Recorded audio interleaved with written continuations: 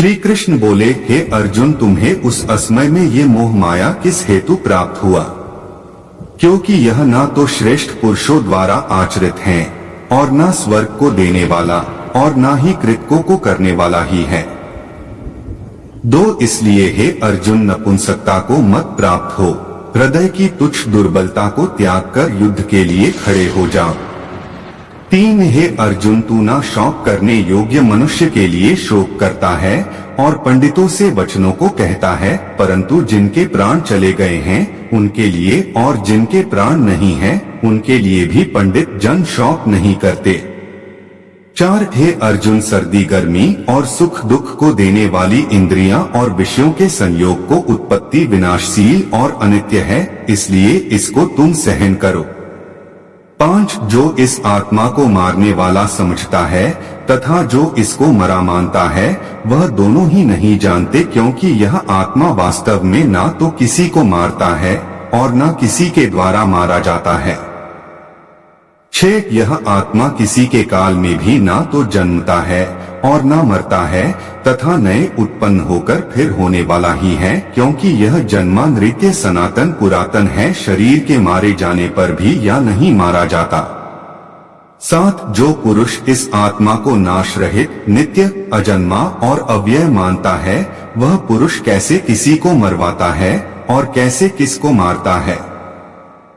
श्रीमद् भगवद गीता 8, जैसे मनुष्य पुराने वस्त्रों को त्याग कर दूसरे नए वस्त्रों को ग्रहण करता है, वैसे ही जीवात्मा पुरानी शरीरों को त्याग कर दूसरे नए शरीरों को प्राप्त होता है।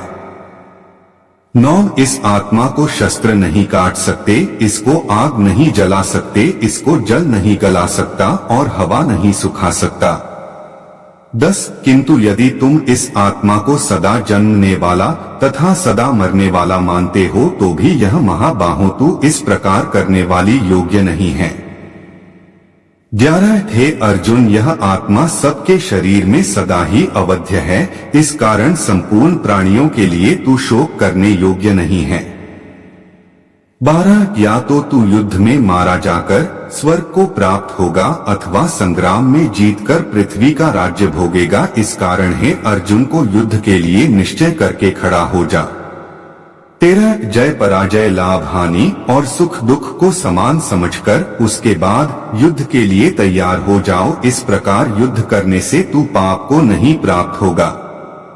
14, तेरा कर्म करने में ही अधिकार है, उसके फलों में कभी नहीं, इसलिए तू कर्मों के फल का हेतु मत हो तथा तेरी कर्म ना करने में भी आसक्ति ना हो।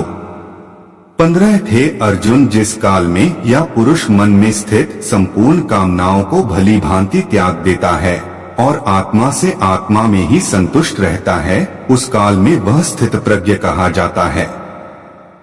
16, दुखों की प्राप्ति होने पर भी जिसके मन में उद्वेग नहीं होता, सुखों की प्राप्ति में जो सर्वथा निष्प्रह है तथा जिसके राग भय और क्रोध नष्ट हो गए हैं, ऐसा मुनि स्थिर बुद्धि कहा जाता है।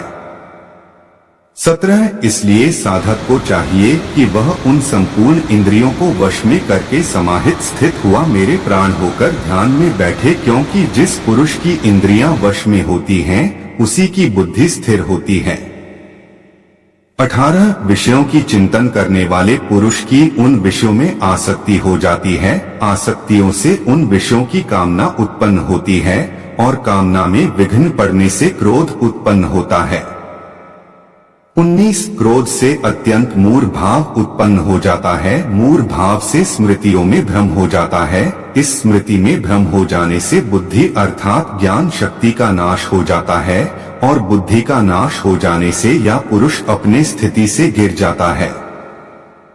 20, किसी और के जीवन की नकल को पूर्णता के साथ जीने की तुलना में अपने भाग्य को अपूर्ण रूप से जीना बेहतर है। 21, एक उपहार तब शुद्ध होता है जब वह दिल से सही व्यक्ति को सही समय पर और सही जगह पर दिया जाता है और जब हम बदले में कुछ नहीं की उम्मीद करते हैं।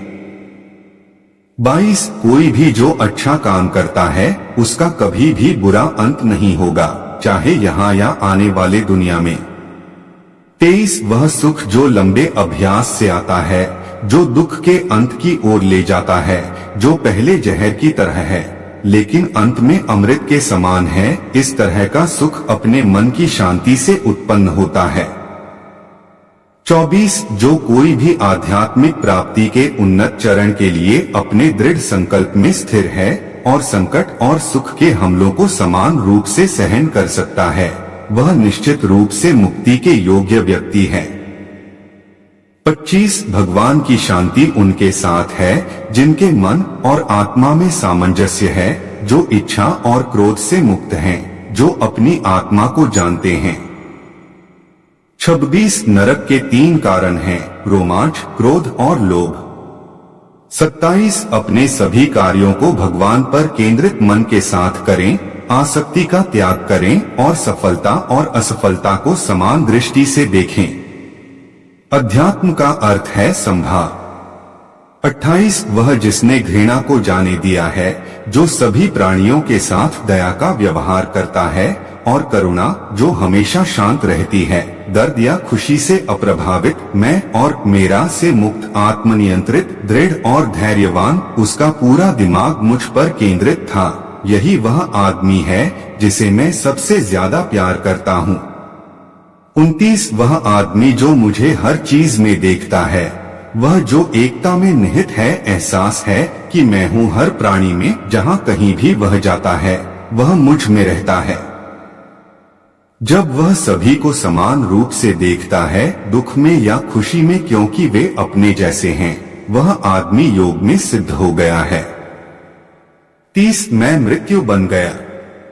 31 सुख और संकट की अस्थायी उपस्थिति और समय के साथ उनका गायब होना, सर्दी और गर्मी के मौसम की उपस्थिति और गायब होने की तरह है।